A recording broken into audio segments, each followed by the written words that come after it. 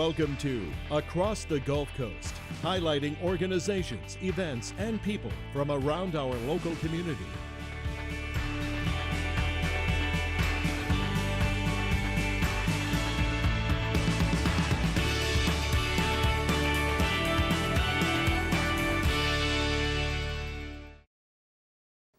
Hello, I'm Cam Johnson, Public Affairs Manager for Cox Communications, and I'd like to welcome you to this episode of Across the Gulf Coast. We've got another great show in store for you this month.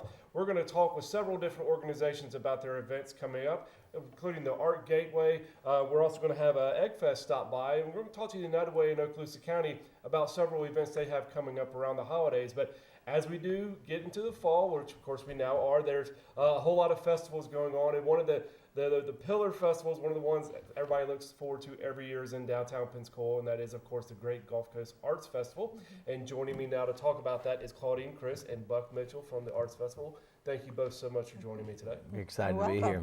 Thank you. Absolutely. It's good to have you guys back every year. You know, it's kind of hard to believe it's been a year since last year. But like I said, this is one of those marquee events that comes to downtown Pensacola every year. So let's kind of just start off with the basics. Tell me when the event is taking place, where, and then we'll go from there. Okay. Well, the Art Festival starts on November the 3rd. It runs through the 5th, and it is in Seville Square, where it has been for the last 40-some years. This is actually the 45th year of the festival. And it includes a lot of things: a fine arts show, a heritage arts show, a children's arts festival with a student arts show. We have culinary arts, which Buck is in charge of, and we have music, and we have performing arts. So we have a very well-rounded, and it actually covers Seville Square, Fountain Square, and Bartram Park. So that whole area right down there on the waterfront.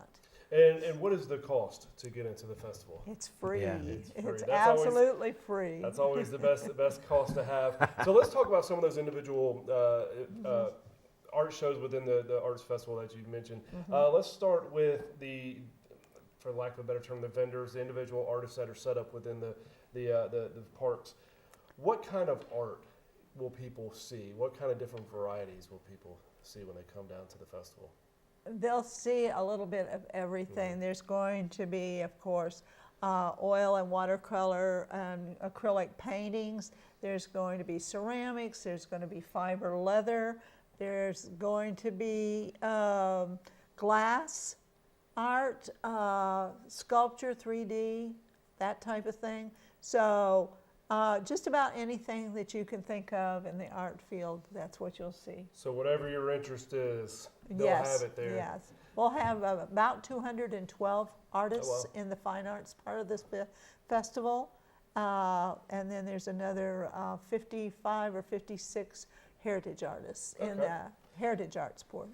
Let's talk about that part real quick, the heritage arts area. What is that? What Heritage arts is a little bit more toward the craft area, and a lot of it is art that is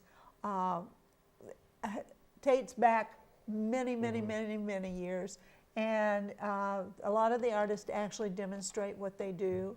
Try to get all of them to demonstrate. We Right. ask them to, and they're, we used to have the Lima, he was pulling the wool right off of the animal at the time, and then putting it together, potters and stuff like that. Right. Okay. Metalsmiths.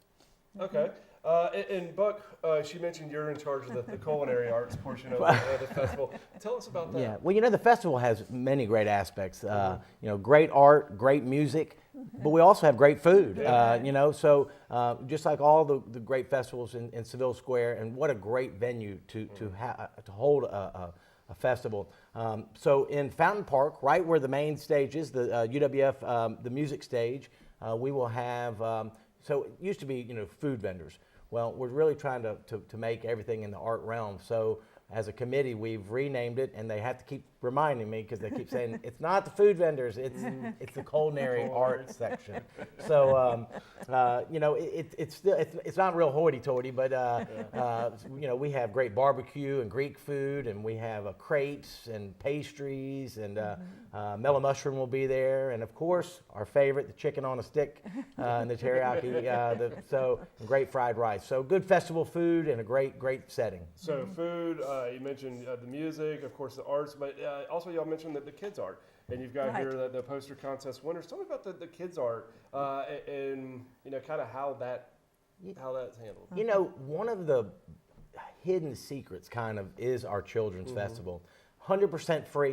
You know, you go to some festivals and they make you pay a little bit of money to ride the rides. There are no rides, but there are about 12 art projects that they can come work on. Yeah. And one of the other secrets is the volunteers that come out and be a part of our festival. You know, when I chaired the festival in 2006, we had, I was over there and we had all these high school kids. And I said, where did all these kids come from?